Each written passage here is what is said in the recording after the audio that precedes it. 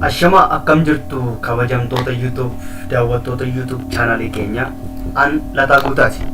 Guyyaadhaa tiitoraalii gabaabaa afaan Oromootiin chapter 3 introduction to artificial intelligence kan jedhu chapter 3 isaa bifa salphaa ittiin isinii galuu danda'u isinii qopheessee waan hin jiruu fi namoonni YouTube channel kanaaf haaraa taatan subscribe, like, share gochuu hin dagatinaa. Akkasumas namoota beektan affeeruudhaan akka isaan barumsa kan hordofan gochuun gahee keessan jedhee yaada. Akkasumas emerging technology akka Itoophiyaattis ta'e akka addunyaalessaatti exaamota jiran gaaffilee jiranii fi deebii tokko tokko karaa YouTube channel kanaa waan argataniif namoonni wanta kana hordofuu barbaadan YouTube channel keenya subscribe, like, share godhaa isiniin jedha. Akkasumas wantoota garaagaraa argattu kan barumsa duwwaatu hin taane kallattii hundumaan waan hundumaa isinii qopheessee waan isiniif dhiyeessuuf subscribe gochuudhaan na bukkee dhaabbadhaa. Sababiin isaa subscribe gochuun keessan gatii isin kaffalchiisu waan hin qabneef subscribe gootanii ishee gargarii jirtu kilikeetti godha. Sabooddee yeroo linkiin dhuftu ammas dabalaa all isheetu select godha. Kana booddee wanta YouTube channel kanaan gadi isin dhiifamu hundumaa argachuu dandeessu jechuudha. Amma kallattiidhumaan gara chapter 3 isin dabarsa. Chapter 3 kuni kan inni jedhu introduction to artificial intelligence jedha. Akka jechuun introduction yookaan galumsa yookaan basic artificial intelligence maal akka ta'e chapterii nutti himudha. Outline isaa yeroo chapterii kana baratanii fixanii inni jalqabaa explain what artificial intelligence is. Akka baratanii fixanii inni jalqabaa maal gochuu qabdu artificial intelligence maal akka ta'e ibsuu danda'u qabdu. Inni kan biraan describe the areas of artificial intelligence. Artificial intelligence eessa irratti akka itti fayyadamnu eessa irratti immoo hojiirra akka oolu ibsuu danda'u. Explain the types and approaches of AI. Kan biraan immoo type yookaan gosoota artificial intelligence fi approach akkamii akka approachota artificial intelligence qaban ibsu. Describe the application of AI in health, agriculture, business and education. Kun wanta baay'ee barbaachisaadha. Akkamittiin artificial intelligence fayyaa irratti fayyadamna, akkamittiin qonna irratti fayyadamna, akkamittiin biizinasii tokko irratti fayyadamna, akkamittiin barumsa irratti fayyadamna. Kan biraan list factors that influence the advancement of AI in recent years. Faktoroota yookaan dhiibbaa wantoota fiduu danda'an dhiibbaa advancement artificial intelligence akka guddatuuf dhiibbaa geggeessuu kan danda'an faktoroota sanatu beekuudha. Understand the relationship between human way of thinking and the AI system. Kan biraan immoo akkamittii fi hariiroo yookaan akkaataa namni itti waan hubatuu fi akkaataa itti maashiniin artificial intelligence qabu tokko itti hubatu gidduu garaagarummaa jiruu fi tokkummaa isaan gidduu jiru beeku. Identify AI research focus area. Research area irratti qo'annaa garaagaraatti artificial intelligence akkamitti akka fayyadamnu. Identify the real world AI applications, some platforms and tools. Kan biraan AI application in real world keessatti addunyaa dhugaa ta'e keessatti akkamitti itti fayyadamnuu fi platformota garaagaraa fakkeenyaaf platform kan jennu waan akka Facebook, Twitter ta'uu danda'a, Instagram ta'uu danda'a, akkasumas tuulota garaagaraa akkamitti akka fayyadamnu ibsuu danda'udha jechuudha. Akka chapterii kana fixanii. Introduction isaatti dhufna. Introduction to AI. What is artificial intelligence? Artificial intelligence is composed of two words, that is artificial and intelligence. Artificial intelligence jechuun kan inni irraa hundeeffame yookaan kan inni irraa dhufe termii yookaan jechoota gurguddoo lamarraati. Jechi inni jalqabaa artificial yeroo ta'u inni lammaffaa intelligence dha. Akkuma jecha isaarraa hubannu artificial jechuun wanta harka namaatiin bocamee hojjetame yookaan wanta namni uumeen artificial jennaan. Intelligence jechuun immoo dandeettii yookaan ga'umsa wanti tokko ittiin madaalamu intelligence jedhama.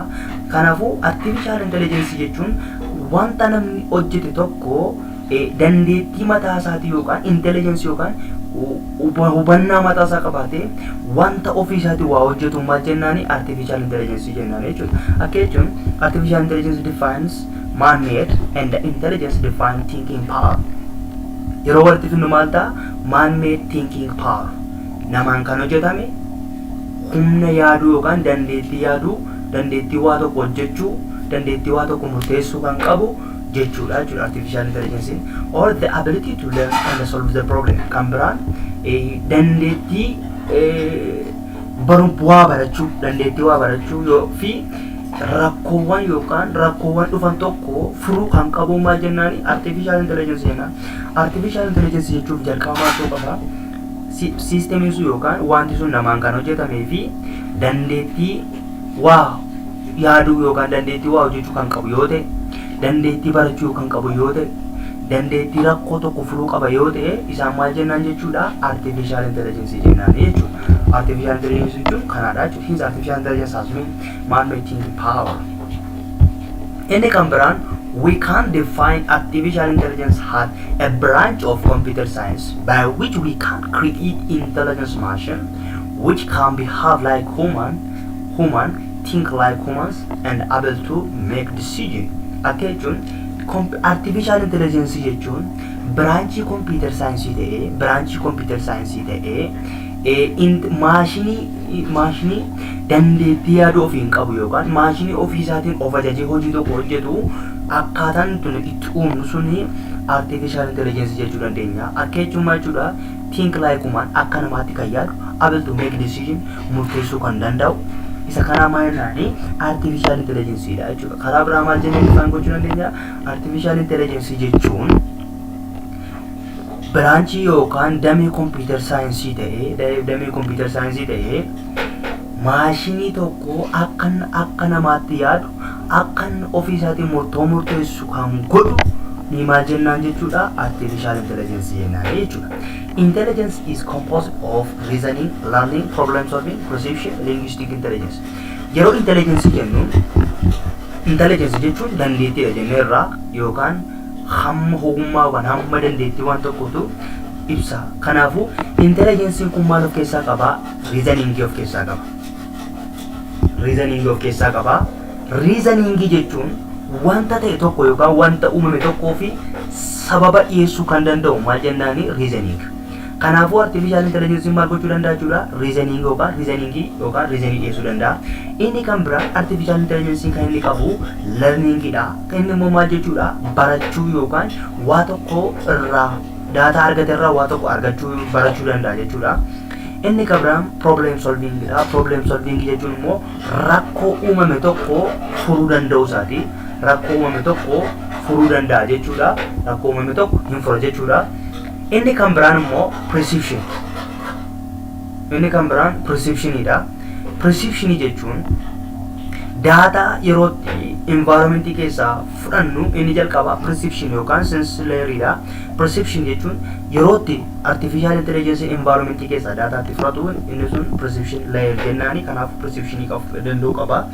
Linguistic intelligence qabaachuu qaba. Linguistic intelligence jechuun immoo dandeettii natural language ta'an hundumaa understand gochuu yookaan hubachuu. Fakkeenyaaf afaan garaagaraa, afaan Ingiliffaa ta'u, afaan Oromoo ta'u, Amaariffaa ta'u, warroota kana language high level ta'an kana yoo hin hubatate maashiniin suni isa kana inni kuni composed yookaan componentoota isaa jechuudha. Intelligence jechuudhaaf reason gochuu qaba, learning gochuu qaba, problem solve gochuu qaba, perception qabaachuu qaba, linguistic intelligence qabaachuu qaba jechuudha.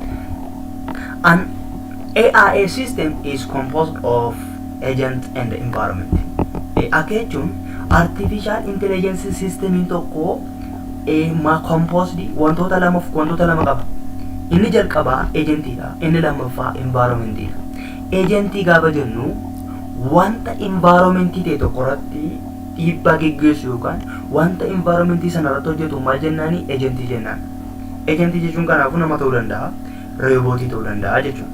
Agentii jechuun wanta environmentii tokko irratti hojii hojjetu yookaan wanta environmentii sana irratti wanta ta'e tokko irratti waa geggeessu yookaan wanta ta'e wayirratti wanti hojii wayii hojjetu namni hojjetu isa ta'u siistemiin isa hojjetu wanta hojjetu maal jennaani? Agentii jennaani.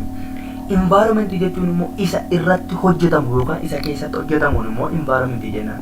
Fakkeenyaaf amma akka fakkeenyaatti yoo isin kenne utoo kilaasii keessaa barsiisaa jirtanii, kilaasii keessatti barsiisaa jirtanii waa'ee barattoota kilaasii keessanii irratti hojjechuu barbaadde yoo ta'e, waa'ee barattoota kilaasii tokko yoo ta'e, barataan kilaasii sana keessa jiru, kilaasiin sun yookaan kilaasiin barataa qabatee jiru suni environmentidha. Barataan kilaasii keessa jirus ta'e kilaasiin sun guutummaa isaatiin environmentii jennaani. Namni kilaasii sana irratti immoo research hojjetu sun immoo agentii jennaani jechuudha. Haas example dha kuni. Environment and an agent is human or robot is anything that can perceive its environment irratti kan hojjetu kan hojjetu through sensoriidhaan fayyadamne environment keessa yoo data collect goone ta'e act upon that environment through effector. Environment sanatti kan ittiin hojjennu maal jennaani? Effector jennaani jechuudha. Inni kan biraan high profile example of AI include high profile example gaafannu fakkeenya artificial intelligence ittiin beekamu gurguddoo akka fakkeenyaatti ittiin beekamu. Fakkeenyaaf namni tokko kan ittiin beekamu saala isaatii, umrii isaatii, maqaa isaatii, bakka dhaloota isaatiin nama sana beeknaa jechuudha. Profaayilii nama tokkoo beekuuf profaayiliin nama tokko CV irratti akkuma barreeffamu maqaa barreeffama, silkii isaa barreeffama, adrees bakka inni irraa dhalatee fi akkuma kana high profile example of artificial intelligence jechuun artificial intelligence fakkeenyonni artificial intelligence ittiin ibsaman inni jalqaba autonomous vehicle akka jechuun makiinaa nama malee deemu, diroonii ofiisaatii socho'u, warroonni kun autonomous vehicle jennaani. Medical diagnosis fakkeenyaaf X-ray ta'uu danda'a, wanta garaagaraa ta'uu danda'a. Mana qorichaa keessatti waa'ee dhukkubsataa sana utoo doktoriin biraan ga'een doktoriidhaaf information kan kennu ofiisaatii ilaalee doktoriidhaaf kan kennu sarjikaalii ta'uu danda'a, baqasanii hodhuu ta'uu danda'a illeeti.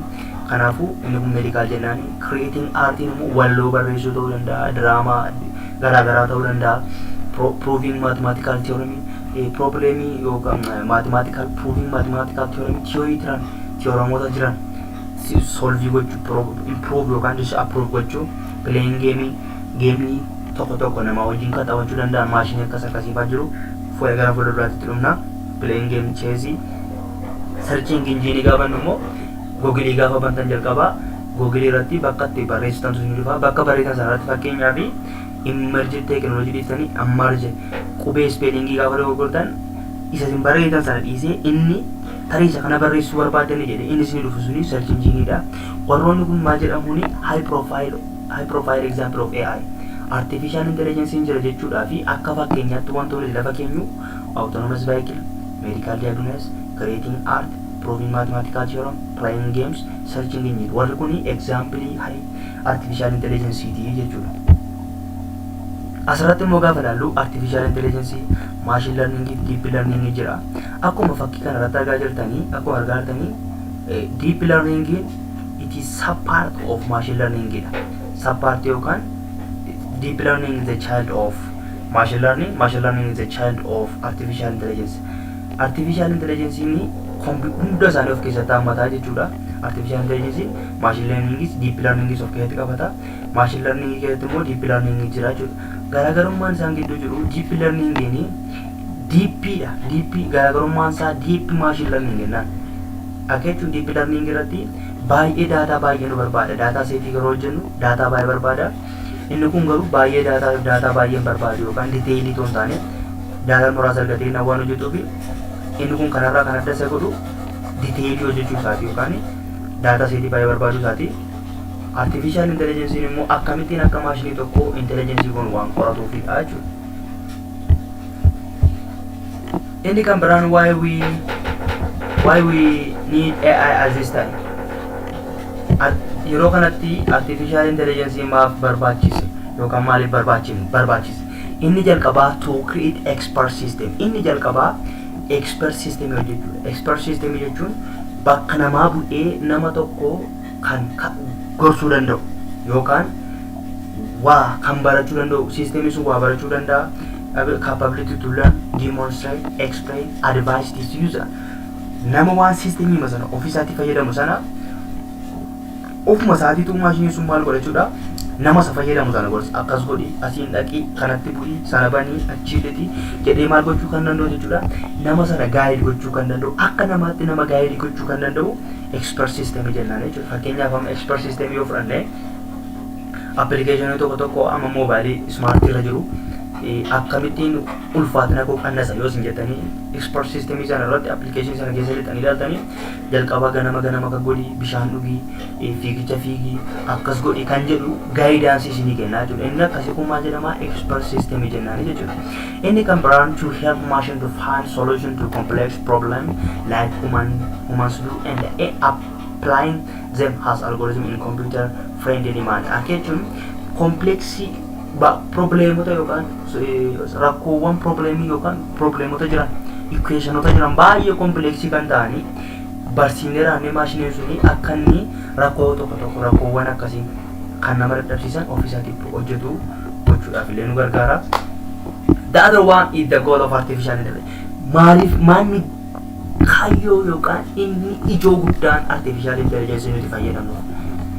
Hiikaan artificial intelligence akkamittiin apply ta'uu danda'a? Inni jalqabaa replicating human intelligence. Goal of artificial intelligence replicating human intelligence.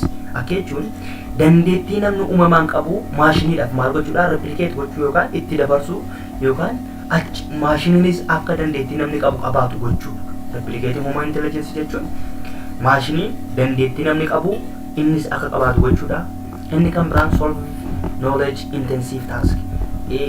Kan biraan immoo akka maashiniin problemoota haa ta'u equationii garaagaraa haa ta'u theoremies haa ta'u kan sammuu namaa dadhabsiisoo jedhamanii yaadaman akka inni maal godhuufi hojjetuufi namni dadhaba waan ta'eef bakkooda namni dadhabu siistemiin sun maal akka godhuufi warra rakkoo problemoota akkasii akka hojjetuufi an intelligent coordination of perception and action.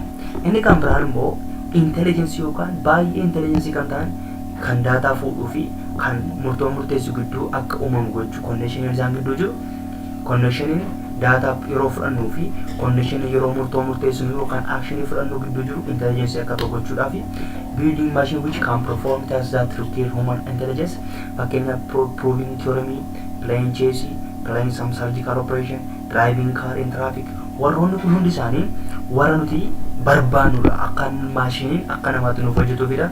Creating some system which can exhibit intelligence, behavior, learning thing by itself, demonstrate, explain. Warranni kun hundi isaanii maalidha?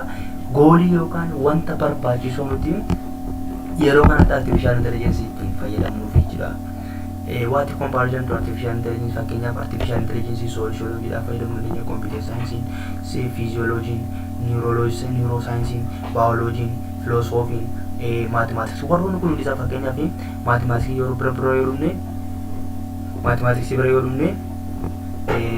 proving theorem prove gochuudhaaf ta'uu danda'a. Computer science bira yoo graphical user interface ta'uu danda'a.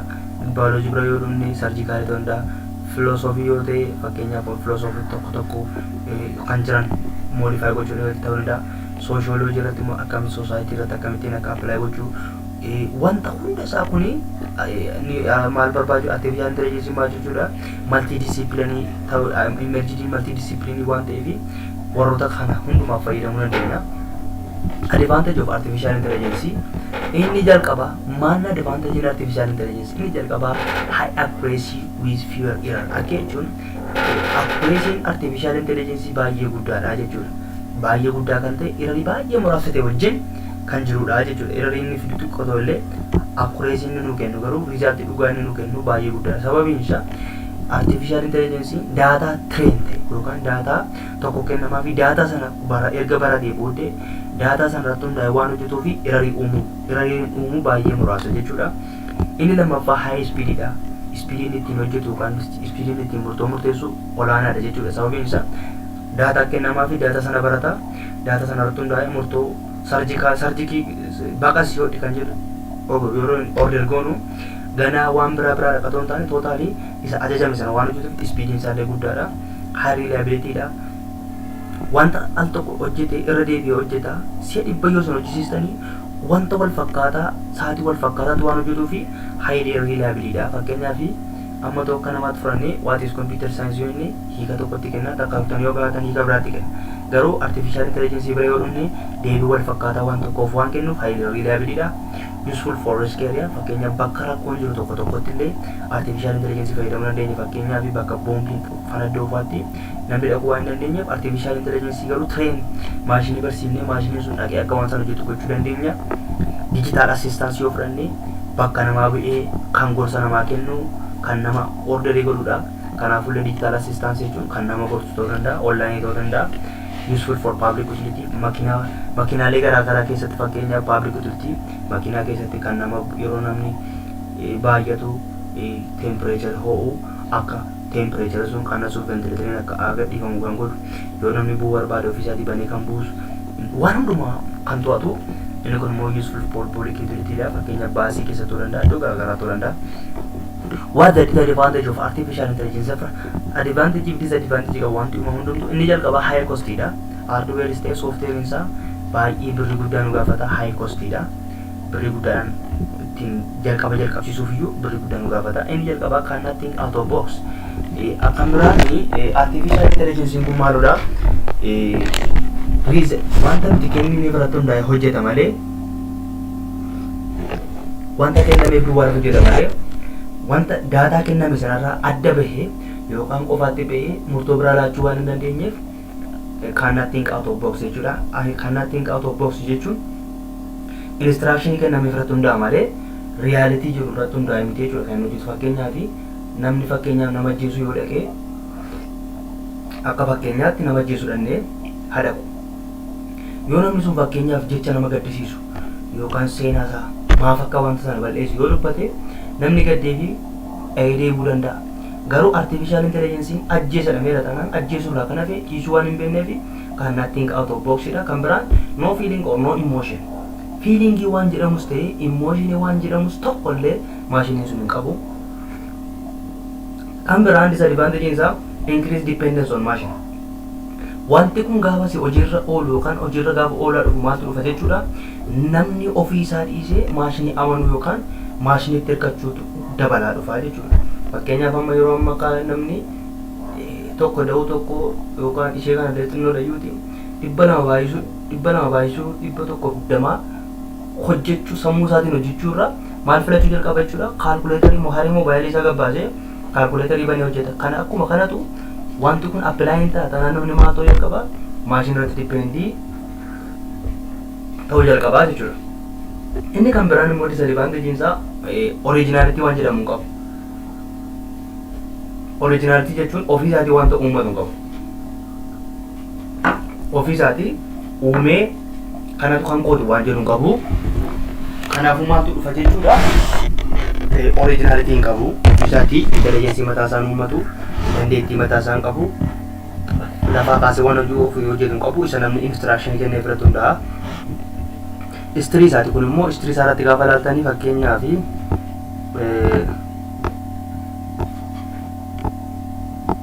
Turing maashiniin bara 1950 jalqabee Turing maashiniin bara 1950 jalqabee birds of artificial intelligence 1956 first chatboxing fakkeenyaaf maashiniin meeseejii namaa deebisu yookaan nama wajjin communicate wal godhu yookaan communication channeliin online kennee jalqabee chatboxing 1966 first intelligent robotiin immoo kan isheen hojjetamte WA bot kan jedhamtu 1972 1974 immoo waa'ee artificial intelligence gabbu'aa dhufteetti akkuma sirraa asirraa argaatanii gabbu'aa dhufe baay'ee deebitanii dhuftanii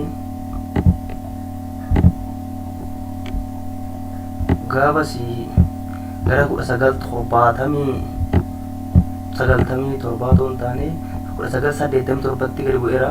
1997 immoo IBM Deep Blue first computer to beat a world chess box. 1997tti yeroo jalqabaatiiftu reebootiin geemii taphatee cheesii taphatee nama yeroo inni immoo yeroo kanaadha. 1997tti yeroo jalqabaaf maashiniin geemii taphatee nama moo'edha. Artificial in home rumble 2002 IBM Watson win Q show kan jalqabe 2011 kana dubbinaudha. Afromo chat boxi amma jalqabe Amazon immoo isa 2025 itti fufee jechuudha. Akka kanatti itti fufee jechuudha.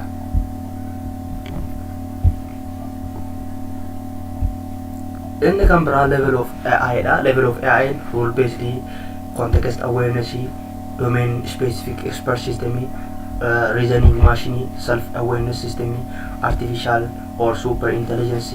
Warota kana level of artificial intelligence rule based most commonly used of AI today is fit in this bracket. Rule based jechuun seera yookaan instruction irratti kan hojjetu jechuudha. Rule based system jechuun seera wayitu ba'a, seera sana irratti hundaa'ee yookaan instruction sana follow godheetu system hojjetudha. Stage lammaffaa irratti immoo context awareness dha, retention dha. Haala jiru yookaan wanta jiru sana waliin madaalee wanta jiru sana kan madaalu jechuudha. Kan madaalee hojjetu stage lammaffaadha. Stage sadaffaan immoo domain specific expert system dha. Specify goonee wanta barbaannu tokkoo fi expert system yeroo itti develop goone stage 3 dha. Stage 4 immoo reasoning machine dha. Yeroo itti machine reasoning that means this algorithm have some ability to attribute mental state to themselves and the others. Akka jechuun yeroo itti wanta tokko tokko reason out gochuu danda'udha. Inni kan biraan immoo self awareness system. Self awareness system jechuun yoo system sun our own intelligence mataa system mataa sun mataa isaatiin intelligence yoo qabaate this system have human like intelligence. That means yoo system sun ofii isaatii intelligent ta'e waan hunduma isaa akti gochuu jalqabeedha. Inni kan mijaafaan immoo artificial super intelligence. Kun singularity and transcendency dha. Akka jechuun yoo system sun dandeettii sun isaa nama garas ta'edha. Nama yoo caalaa dhufe yookaan ogummaan isaanis dandeettiidhaan isii aktiidhaanis ta'e wanta kana yoo fide jechuu ni dandeenya jechuudha. Level of AI inni jalqabaa akkuma isin argaa jirtan inni jalqabaa perception dha. That is sensor layer. Perception is sensor layer. In this layer what happened now? Maaltu uumame kan jedhu gaafata. Inni lammaffaa notification dha. Inni immoo what do need to know? Erga waa uumame waa'ee waan sana maal beekuun qaba kan jedhu qorata. Inni kan biraan sadaffaan immoo suggestion. What do you recommend? Rakkoon tokko jalqaba irratti perception irratti uumameera. Notification immoo waa'ee waan sana bareera. Suggestion immoo maal gochuu akka qabutu recommendation kenna. Inni afuraffaa immoo what should I always do?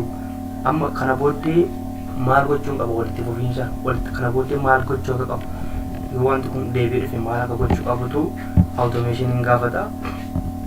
Prediction immoo what can I expect happen? Amma immoo maaltu uumama jedheen yaada yookaan expect maaltu dhufa jedhee yeroo inni tilmaamu isa kanaan immoo kennaani isa kanaan immoo prediction jennaani. Prevention immoo what can I avoid? What can I avoid? Maal hambisuun qaba kana booda yoo waan sun dhufe maal hambisuun qaba prevention dha jechuudha. Inni dhuma situation awareness dha.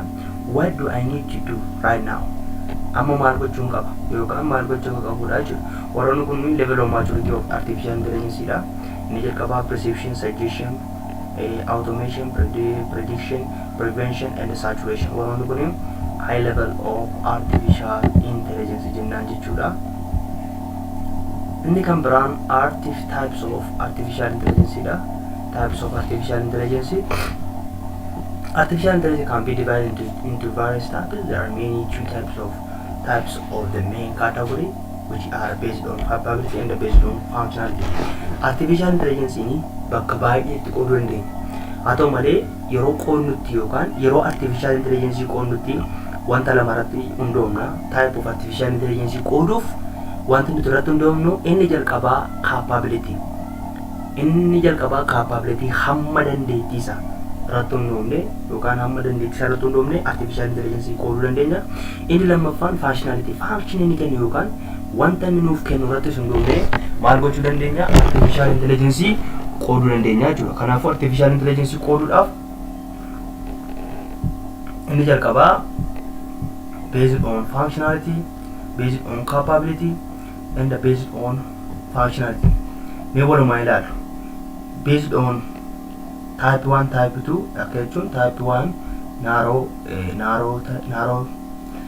general artificial intelligence and The other one is type 2, that is reactive machine, limited memory, theory of mind, and self-awareness. Iddoo type 1 yoo fudhanne amma iddoo type 1 capability jira. That is means type 1 jechuun based on capability jechuudha. Based on capability we can classify narrow, general, and the other one is based super. Based on functionality we can classify to reactive machine, limited memory, theory of mind, and the self-awareness. Let me see one by one.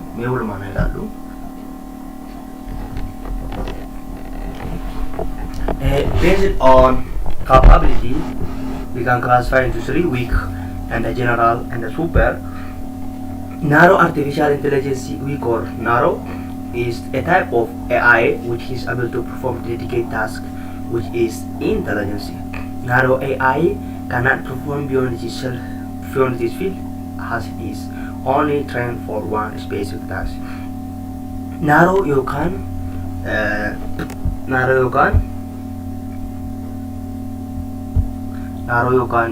maashin maqaan isee narrow yookaan weak artificial intelligence ni narrow yookaan weak artificial intelligence ni wanta ta'e tokko duwwaadhaaf sisteemii hojjetamudha. Fakkeenyaaf kaalkuleetarii fudhachuu dandeenya. Kaalkuleetariin fakkeenyaaf ida'uu, hir'isuu, baay'isuu warroota kan hojjetan malee kaalkuleetariidhaan dabalachuu hin dandeenya. Kanaafuu narrow artificial intelligence maal jechuudha? Specific wanta ta'e tokko duwwaa kan hojjetu. Fakkeenyaaf narrow AI cannot perform beyond this field, as it is only trained for one specific task. Kan maashiniin sun kan hojjetu wanta ta'e tokko duwwaa waan ta'eef narrow artificial intelligence jennaani. Fakkeenyaaf yoo fakkeenyaatti kan fudhanne kaalkuleetarii ida'uu hir'isuudha. Music playerii muuziqii taphachiisuu duwwaadha. Kanaaf waan biraan hojjetan akkuma kana narrow jennaan jechuudha. General artificial intelligence immoo waan kamiin hojjechuu danda'a. Moobaayilii keenya fudhachuu dandeenya. Moobaayilii yoo fudhanne ittiin dawwaluu dandeenya, ittiin ida'uu hir'isuu hojjechuu dandeenya, irratti barreessuu dandeenya. Kanaafuu general artificial intelligence jennaani. Super AI is level of intelligence system which machine could surpass human intelligence. Kun immoo yoonni namarra caala, and can perform any task better than human. Nama caalaa yoonni waan tokko hojjechuu danda'e immoo super AI jennaani jechuudha.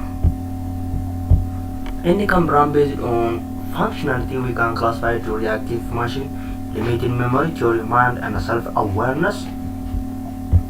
Based on reactive machine, purely reactive machines are the most basic type of artificial intelligence. Such AI systems do not store memory or past experience for further action. A pure or reactive machine jechuun wanta hojjeta sana garuu maal hin godhu ol hin kaawwatu yookaan istoorii godhee boriif ittiin fayyadamu jechuudha. Memorii irratti wanta hojjete sanaa save godhatee bor daataa sanaa itti fayyadamuu hin danda'u jechuudha. Al tokko fayyadama waan sana xumureenaan daataa maal godha jechuudha? Of keessa balleessaa jechuudha. Do not store memory or past experience for future action. Har'a waan hojjete borittiin hojjeta jedhee ol kaawwachuu hin danda'u. Limited memory jechuun immoo limited memory machine can store past experience or some data for short period of time. Inni kun immoo yeroo gabaabaa ta'e wayiitiif yeroo murtaa'e wayitii fi daataa ol keewwata. Garaagarummaan isaa reactivein daataa ol hin keewwatu. Limited memory immoo yeroo murtaa'e yookaan yeroo gabaabaa wayiif maal godha? Daataa story godhee kaawwata jechuudha. Inni kan biraan theory minded should understand human emotion, people believe, and be able to interact socially like human. Yoon akkuma namaatti namaa wajjin jiraachuu danda'e. Fakkeenyaaf emotionii namaa hubachuu danda'e. Amantii namaa, religionii namaa kabajuu danda'e. People or beliefs and able to interact social like human. Akka namaatti social life ta'uu waan garaagaraa yoon raawwate isa kana theory mind jennaani. Self awareness immoo is a feature of artificial intelligence. This machine will be super intelligent and will be have their own conscious and sentiment and self awareness. Kun immoo yoo maashiniin sun ofii isaatii super unconscious jechuun subconscious conscious qaba namni conscious isa yaaduu danda'udha. Yoo inni isa yaadu mataa isaatii qabaate siistemiin sun ofii isaatii yoo qabaate maal jennaan jechuudha. Isa kanaan self awareness qaba jechuu dandeenya. Inni kan biraan human thinking. How human think? The first one is observing, then interpreting, then make decision. How human thinking kan jedhu gaaffii yoo gaafatamtan inni jalqaba namni maal godha? Observe godha.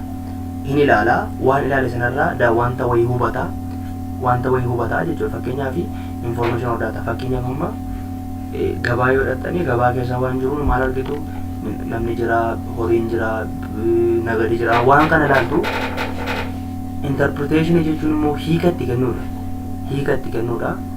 Hiikatti kennu wanta sana maal akka ta'e hiikatti kennu yookaan giving a meaning for the data dha. Meaningidha. Interpretation jechuun yookaan evaluation jechuun wanta sanatti hiikatti kennuudha. Inni sadaffaan immoo make decision jechuun immoo waa'ee waan sanaa murtoo ta'e wayii kennuudha. Akkas jedhanii murteessuudha. Fakkeenyaaf amma utoo nama iyyuu argitanii nama iyyuu sana bira gaafa geessanii dhattanii gaafa argitanii eenyu maal akka ta'e argitu. Fakkeenyaaf erga waan sana argitanii namni suni dhaamuuf ibsu argitu. Erga argitanii booddee dhaameera taanaan argitanii booddee dhaameera kan jedhu murtoo kennuu keessan decision making jechuudha. Kanaafuu human sensing jira. In I model this stage is represented by sensing layer. Human sensing jechuun observe goonee ija keenya ilaallu gara maashiniitti yoo deemne sensing layer jennaan yeroo waliin madaalu. For example, there is sensing agents like voice recognition for sensing voice, visual image recognition for sensing image. Thus, this agent or sensor are taken to hear and sight senses in human. Fakkeenyaaf voice recognition kan ittiin nageenya gurra qabna ija keenya maal goona jechuudha. Visualize goone wanta mul'atu waan arginuu fi warroonni kun sensor layer keenya jechuudha nuuf akka namaatti yoo fudhanne. Inni kan biraan immoo interpretation kan maashiniis maal jennaani interpretation jennaan akka maashiniitis interpretation stage jedhama. Inni sadaffaan immoo taking action or making decision. The third one is that the taking action or making decision. The other one is the influencer of artificial intelligence. Influencer of artificial intelligence inni jalqaba big data dha. Structural data versus unstructural data dha. Big data jechuun data baay'ee kan qoratudha. Advancement in computer processing speed and a new chip architecture on chip in common computer processing speed nuti ittiin qorannu sun illee influencer artificial intelligence inni kan biraan cloud computing dha. Yoo namoonni data isaanii online kaatanii fagoo ta'anii akkasii gochuu danda'anii cloud computing jenna. Inni kan biraan emergence of data science jechuun multidisciplinary waan ta'eef warroonni kun maal jedhamuni artificial intelligence dhaa fi warroota influencer yookaan warra dhiibbaa geessisuu danda'an jennee yaadnu big data, advancement in computer dhaa fi new chip architecture, cloud computing dhaa fi the emergence of data science warroonni kun warra influencer of artificial intelligence jennee waamnudha. Application of AI maal irratti fayyadamna? Fakkeenyaaf artificial intelligence agriculture fayyadamuu dandeenya, qonnaa irratti fayyadamuu dandeenya, mana qorichaa business health dhaa fayyadamuu dandeenya, business dhaaf fayyadamuu dandeenya, barumsa irratti fayyadamuu dandeenya, e-commerce online fakkeenyaaf fayyadamuu dandeenya, gaming dhaaf, data security dhaaf, social media dhaaf warroota kana hundumaa fayyadamuu dandeenya jechuudha. Tooloonni artificial intelligence jedhamanii beekaman immoo search fi optimization warroonni kun tokkodha. Logic lama, language control theory, neural network, classifier and statistical learning method, probabilistic method for uncertain reasoning warroonni kun toolota yookaan artificial intelligence itti fayyadamnudha. Inni kan biraan AI application for commuting,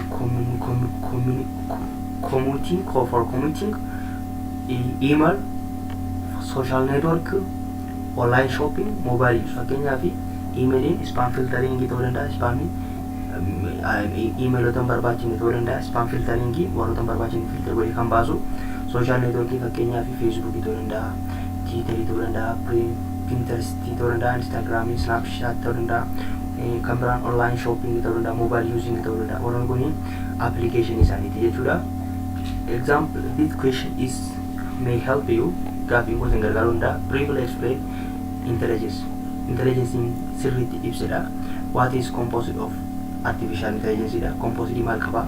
Rise pros and cons of AI. Advantage, disadvantage artificial intelligence maaludha? lists down some well-known AI tool and the platform. AI itu artificial intelligence tool fi platform isaanii list godhiti ibsadha. What are the 7 stages of AI? 7 stages qaba jenneerra: perception, suggestion, recommendation. Warreen kuni stages isaaniin ibsidha. Kanaaf kana fakkaatantu jira.